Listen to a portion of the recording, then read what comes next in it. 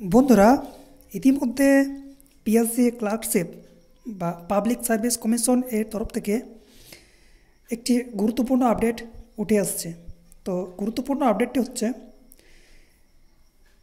PSC clerkship examination সম্ভবত 2024 সালের June মাসে হবার সম্ভাবনা আছে।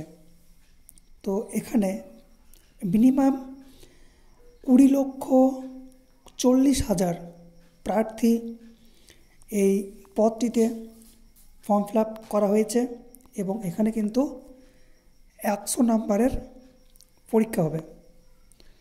তো তো